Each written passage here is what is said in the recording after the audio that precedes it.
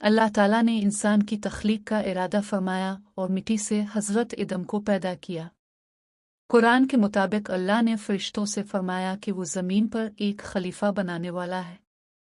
फरिश्तों ने सवाल किया, एतराज़ नहीं कि क्या ऐसा मखलूक बनाई जाएगी जो फसाद करेगी? अल्लाह ने फरमाया, मैं वो जानता हूँ जो तुम नहीं जानते। अल्लाह ताला ने हज़रत आदम को तमाम चीज़ों के नाम सिखाए जो इल्म की फजीलत की दलील है। फरिश्तों को सजदे का हुक्म। जब हज़रत आदम की तख्लीक मुकम्मल हो गई तो अल्लाह ताला ने तमाम फरिश्तों को हुक्म दिया कि आदम को सजदा करें। ये सजदा इबादत का नहीं बल्कि एहतराम का सजदा था। तमाम फरिश्तों ने फ़ौरन हुक्म मान लिया, सिवाय इब्लीस के। इब्लीस कौन था?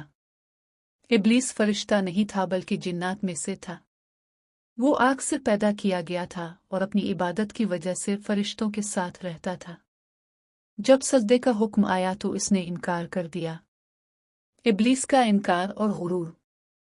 इब्लीस ने कहा, मैं इससे बेहतर हूँ, मुझे आग से पैदा किया गया है और उसे मिट्टी से। यही इसकी सबसे बड़ी गलती थी। गुरूर, तकब्बुर, अल्लाह के हुक्म के मुकाबले में अपनी अक्ल को तरजीह देना। इसी वजह से अल्लाह ताला ने इसे मरदूद, लनती करार दे दिया। इब्लीस ने अल्लाह से क़यामत तक की मोहलत मांगी ताकि वो इंसानों को गुमराह करे। अल्लाह ताला ने इसे मोहलत दे दी, मगर साथ फरमाया कि वो सिर्फ वसवसा डाल सकता है। अल्लाह के नेक बंदों पर उसका कोई जोर नहीं चलेगा। हज़रत आदम और जन्नत। अल्लाह ताला ने हज़रत आदम और हज़रत हव्वा को जन्नत में बसाया और फरमाया, हर चीज़ खाओ मगर एक ख़ास दरख्त के करीब न जाना।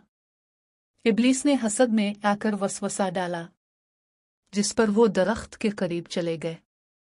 तौबा और ज़मीन पर आमद। गलती के बाद हज़रत आदम और हज़रत हव्वा ने फ़ौरन तौबा की। ए हमारे रब, हमने अपनी जानों पर जुल्म किया, अगर तो हमें मुआफ़ न करे तो हम नुकसान उठाने वालों में होंगे। अल्लाह ताला ने उनकी तौबा कबूल की और उन्हें ज़मीन पर भेज दिया, बतौर आज़माइश, सज़ा के तौर पर नहीं। इस वाक़ये से हमें क्या सबक मिलता है? गुरूर सबसे बड़ा गुनाह है।